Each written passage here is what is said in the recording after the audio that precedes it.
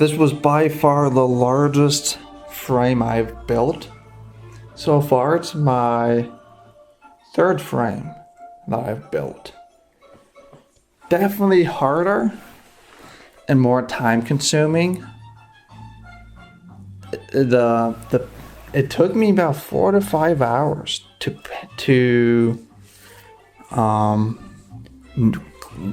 glue, nail, paint the frame.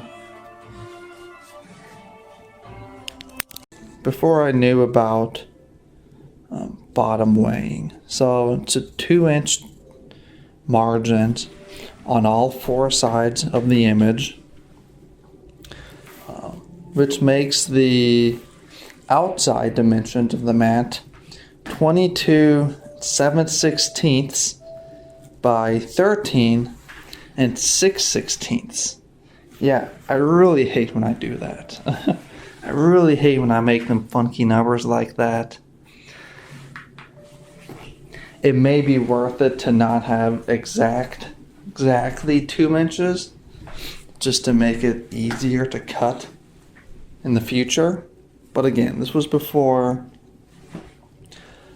I knew about any of that. I'm finally getting to this image. So the frame, of course, I measured out 22.5, which 8/16 would be 1/2. Subtracted 1/4 inch. It's a 1/4 inch rabbet, which you know if you've seen my other videos.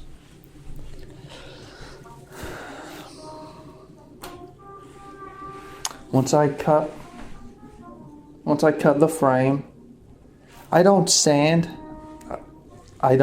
it.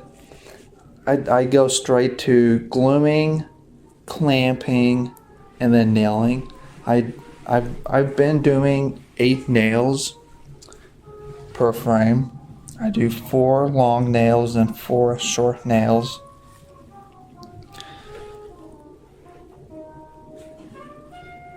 After that was finished, I used wood putty to fill in the miters.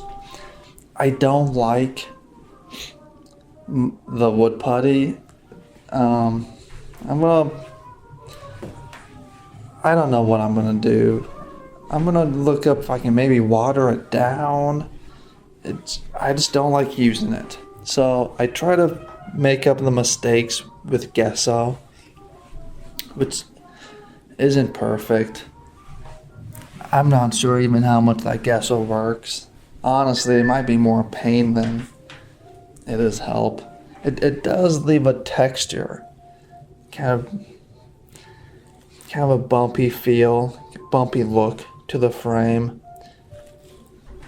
But after I gessoed, I did sand. I did a pretty thorough sanding. I round the corners a bit so they can hold paint better and to hide the imperfections.